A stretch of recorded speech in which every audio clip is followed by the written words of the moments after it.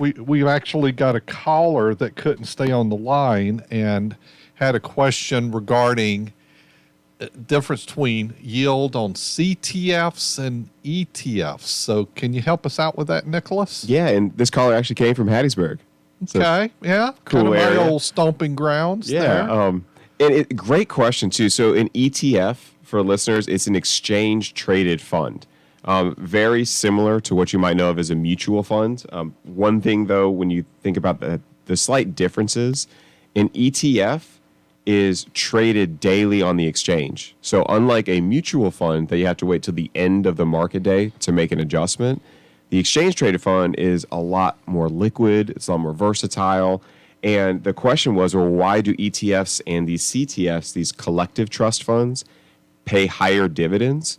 And a simple answer for both the ETF and the CTF is that since when you're investing in an exchange traded fund, you're not just getting one stock or two stocks or one bond. You could be getting 500 stocks all pooled together in that one fund, or 1,000 or 2,000. So you're getting all of these different securities, and the fund is paying out the full dividend of all those stocks inside the fund.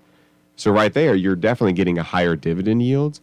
However, the CTFs... Is there a trade-off? That's what I was going to go into, the collective trust fund.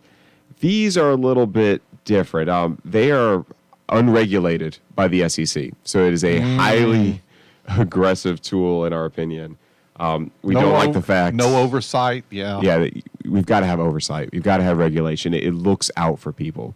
So these collective trust funds, these CTFs, yeah, they might have a really attractive looking dividend, but without regulation and oversight, they can kind of make their own rules. So when you say, well, what is the trade-off? You might have less liquidity. You might have really aggressive investments. Maybe it's got a bunch in Russia, other international countries. I mean, there's a lot of things that can happen when your investment is not regulated. Yeah, and there's something we talk about because there's products available to high net worth people. What's that number? In excess of 4 or 5 million, and then there's some products available for like the tier of plus, 10 million plus. And we look at those because we work with high net worths as well on a daily basis. And I tell you, I'm kind of conservative, loss adverse. I don't like problems. But, one way when they kind of say, well, these are for high net worth, it's kind of like what they're saying. You're big boys. If you get beat up a bit, you should be able to take it. Well, what they're saying is high net worths, you got a lot of money. If this doesn't go well for you, you'll be fine. I don't like that at any level.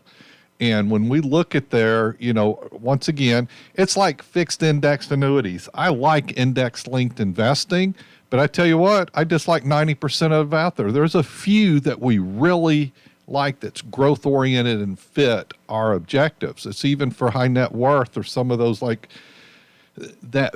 There's just a few that we like. We dislike most of it.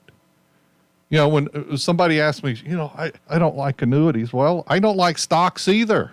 There's like 4,500 stocks out there. You know what? I dislike most of them. Why? Most aren't going to outperform 30-day treasuries. Past 170 years, 99% of the companies created don't exist. And over half of market cap is made up by less than 100 companies.